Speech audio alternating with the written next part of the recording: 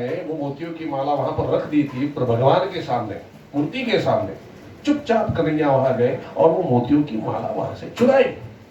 और जैसे ही मोतियों की माला चुराई, खेत में गए और उन्हें लगा अगर आज ये मोती हम बोएंगे तो कल को मोतियों का पेड़ लग जाएगा, जितने भी चाहे हम मोती वहां से ले आ सकते हैं और फिर बरसाना भेज देंगे। अब वो प्रभु है, कोई सामान्य थोड़ी है। तो प्रभु ने और दाऊ भैया ने मिल करके मोती बो दिए उन खेतों में। दूसरे दिन सुबह बाबा और मैया उठे, मोतियों की माला कहा के डर गए, शगुन में वापस भेजनी है, क्या कहेंगे सब लोग। और फिर कन्हैया को आवाज लगाई, कन्हैया यहाँ पर मोती की माला थी, कहाँ गई? अरे बाबा हमने खेत में जोत दी उसे। अरे क्यों? वहां पर पेड़ लगेंगे, बहुत से मोती आएंगे, फिर आप, मैंने आपकी बात सुन ली थी, अब जितना मन चाहे उतने मोती भेज दो। अरे कन्हैया ऐसे नहीं होता। दाऊ भैया कहे ऐसा हुआ है बाबा, चलो तो खेत में मोतियों का पेड़ हुआ है। और लेकर गए बाबा को। मैया को भी आश्चर्य हुआ। दोनों जब खेत में पहुंचे, मोतियों से लदे हुए पेड़ आ चुके थे वहां पर, हर खेत में मोती मोती मोती भरे हुए थे। और फिर उन मोतियों को लेकर के बाबा ने बरसाना में शगुन की तौर पर भेज दिया था। आज भी वो मोती वहां पर है, लेकिन उनका स्वरूप अलग है। अब एक महत्व की बात मैं आपको बताता हूं। ये जो बड़े बड़े व्यापारी होते हैं ना, वो जाते हैं नंदगांव में और उन मोतियों के पेड़ से एक एक दो दो मोती, ये मोती अलग होते हैं, मोती तोड़ कर ले आते हैं और उनको प्रणाम करके अपने व्यापार और धंधे में जो खाता वही होती है ना, उसमें रख देते हैं। और उन सभी का ये अनुभव है कि जब से ये मोती घर में आए हैं, उनके घर में धन की वर्षा हुई है। ये उसका महत्व है। तो वहां पर भी हमको जाना है, नंदगांव में भी जाना है, बरसाना भी जाना है। यमुना नदी के दर्शन भी हमको दिव्य दर्शन करने हैं। यमुना देखो भगवान श्री कृष्ण की पत्नी है। तो अगर वहां पर हम यमुना मैया की पूजा करते हैं तो वो हमें सौभाग्य प्रदान करती है। मैं तो चाहता हूं कि जो भी वहां पर यात्रा के लिए हमारे साथ आए, वहां पर यमुना मैया की पूजा अवश्य करें। भागवत कथा की शुरुआत भी यमुना मैया की पूजा के बाद ही प्रारंभ होगी। भागवत कथा भी उन्हीं की पूजा के बाद ही प्रारंभ होगी। उनका आशीर्वाद होना चाहिए, तब जाकर होगी। तो उसी से शुरुआत, पहले हम वहां पर ही जाने वाले हैं, यमुना नदी के दर्शन करेंगे। यमुना नदी के किनारे बहुत से संत बैठे हुए हैं, बहुत से संत साधना कर रहे हैं। उद्धव जी भी यमुना नदी के सामने जो रज है वहां पर ही बैठे थे और सारी रज उन्होंने अपने अंग में भर ली थी कि भक्ति प्राप्त हो, राधा रानी की भक्ति प्राप्त हो। जब पहली बार प्रभु का विरह हुआ था, जब प्रभु मथुरा निकल गए थे, तो राधा रानी रो रही थी और यमुना मैया को बोल रही थी कि कहीं तुमने तो मेरा कान्हा नहीं चुरा लिया? कहाँ है मेरा कान्हा? तुम्ही को पता होगा, तुम तो यहां से लेकर मथुरा तक बहती हो, मुझे बताओ मेरा कान्हा कहाँ है, क्या अवस्था है उसकी? जब यमुना मैया ने कुछ नहीं कहा तो राधा माता ने उनको कहा कि तुम तन से ही नहीं मन से भी काली हो, मुझे क्यों नहीं बता रही मेरे कान्हा का पता?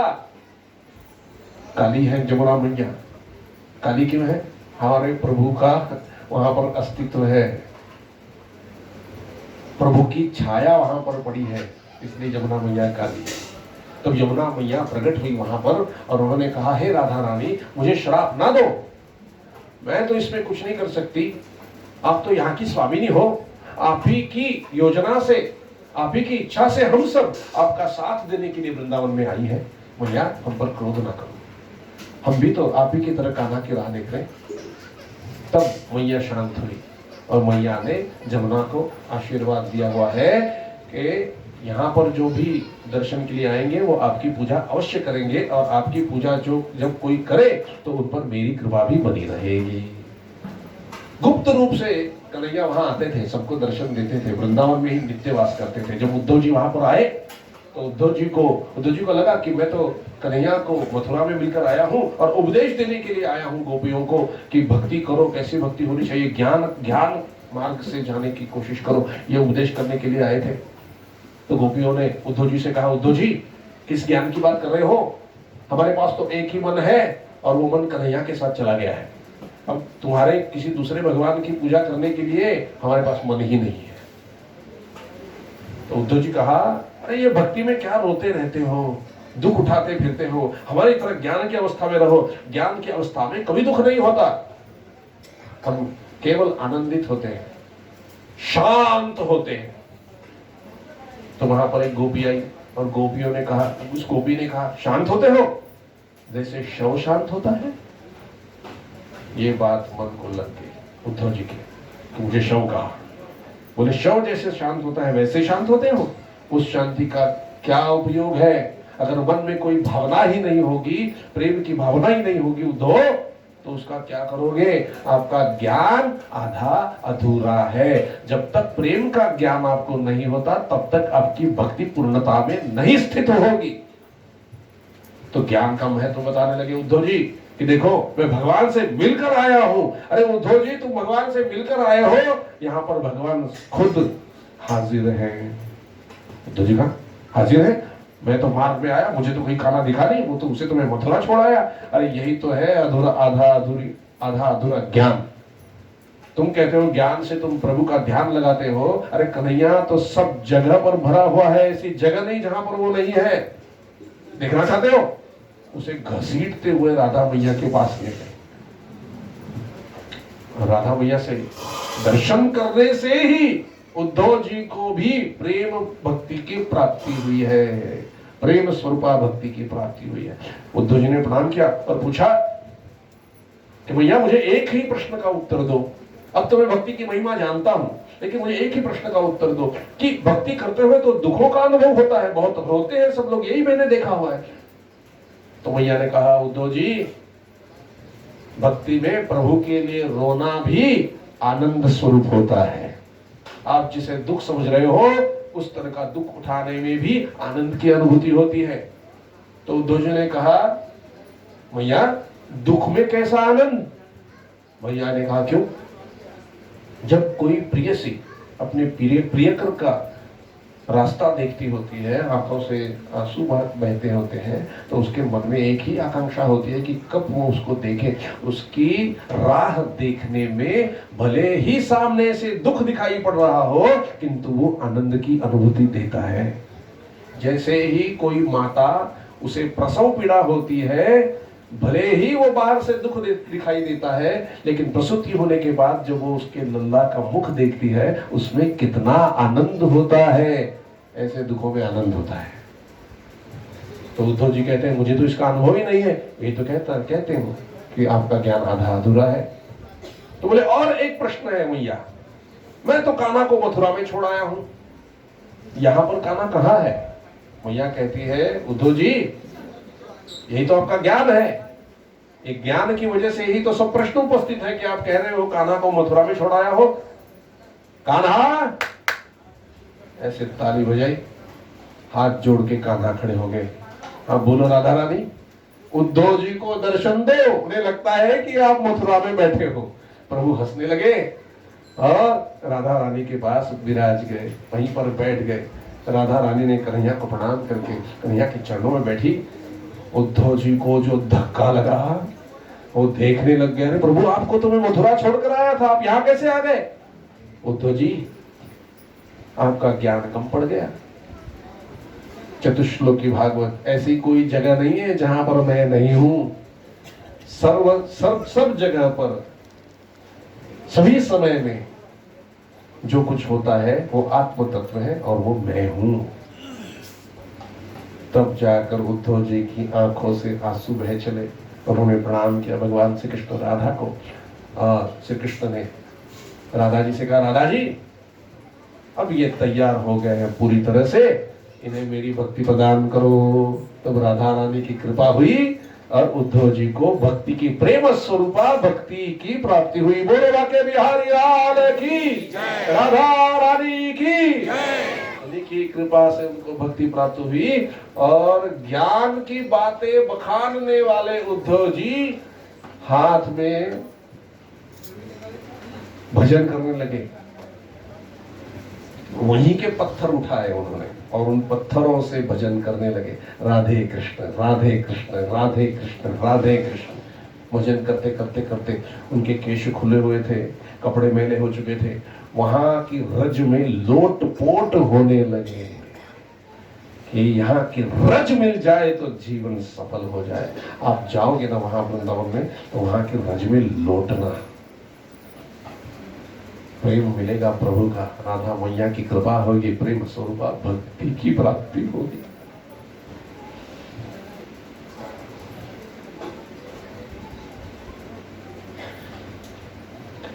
बहुत कम अवसर मिलता है और प्रभु की कृपा से, बापू जी की कृपा से, राधा मैया की कृपा से ये अवसर हमें मिल रहा है। छोड़ना मत इसे, न जाने कब फिर से समय आएगा।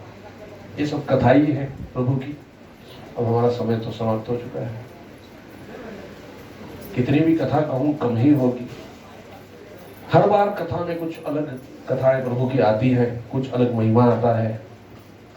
तो मैं कहता हूं कि अखंड सत्संग करो और जितनी भी भागवत कथाएं सुन सको आप सुनो, क्योंकि प्रभु का चरित्र इतना अनंत है, इतना अनंत है कि हर बार कुछ अलग अलग और नई नई कथाएं आपको सुनने को मिलती रहेगी और प्रभु के चरणों में आपकी भक्ति होती रहेगी। आप सबके लिए, मेरे लिए, राधा माता से मैं प्रार्थना करता हूँ कि प्रभु की प्रेम स्वरूपा भक्ति में हमारा प्रवेश हो और हमें वो भक्ति आप प्रदान करें। इनके चरणों में मैं प्रार्थना करता हूँ। कथा का समारोह भी यही मैं करना चाहता हूँ, इसी मीठी याद में।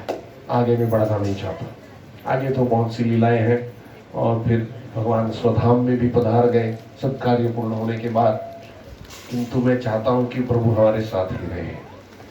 सो इसी कथा पर, मीठी याद में कथा का समारोह करता हूं। यहाँ पर की कथा, यहाँ पर जो भी कथा हुई है, सदगुरु श्री ब्रह्म चैतन्य महाराज जो मेरे सदगुरु हैं उनकी कृपा से हुई है, राधा रानी की कृपा से हुई है, भगवान श्री कृष्ण की कृपा से हुई है और हमारे बापू जी की कृपा से हुई है। इन 7 दिनों में उनका चेहरा भी बड़ा प्रसन्न लग रहा था। वो भी चाहते हैं कि आप ज़्यादा से ज़्यादा सत्संग करो, साधन करो और प्रभु की कृपा को प्राप्त करो। जो सेवा यहाँ पर मेरी हुई है वो मैं मेरी सदगुरु के चरणों में अर्पण करता हूँ और यहीं पर कथा को कुछ समय के लिए, कुछ दिनों के लिए विराम देता हूँ। अब यहाँ पर श्री प्रसाद के बारे में कुछ कहेंगे महात्मा जी और उनके बाद गोप्ते अंकल जी आपको यात्रा के बारे में कुछ बताएंगे। आज जरा डिटेल बताना ऐसे मैं उनको कह रहा हूँ ताकि सब उसको सुने और सब ज़्यादा से ज़्यादा लोग हम यात्रा में जा सकें। जानकी जीवन स्मरण जय जय राम। श्री अनंत कोटि ब्रह्मांड नायक राजाधिराज सच्चिदानंद सद्गुरु श्री ब्रह्म चैतन्य महाराज की जय। श्री ब्रह्मानंद महाराज की जय। जय जय रघुवीर समर्थ विठल विठल विठल विठल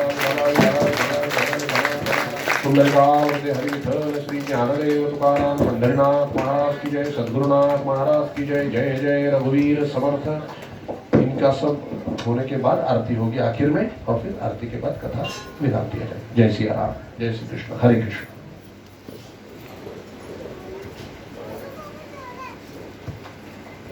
थोड़ा सा हरि ओम का गुंजन करेंगे।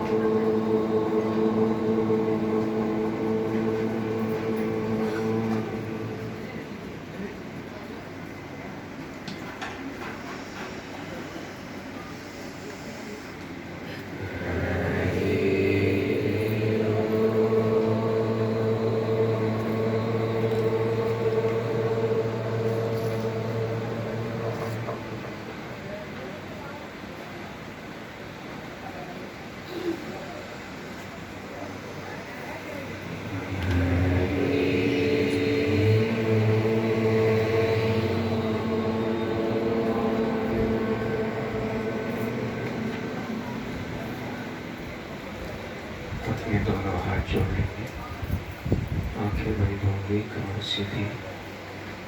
और जो भी कथा में सुना है वो हमारे जीवन में उतरे।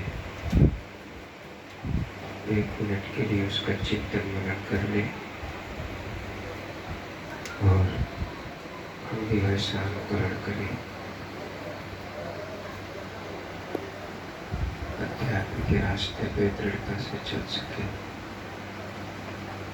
ऐसा बापू जी के चरणों में प्रार्थना करते हुए अपने जीवन में कोई एक व्रत जरूर ले।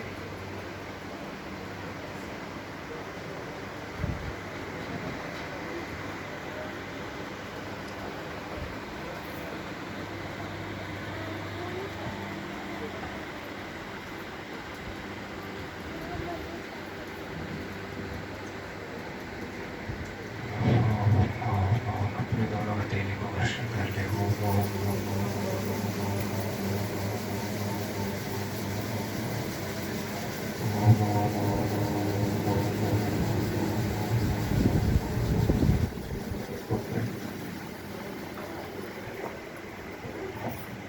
नारायण हरि, नारायण हरि, नारायण हरि।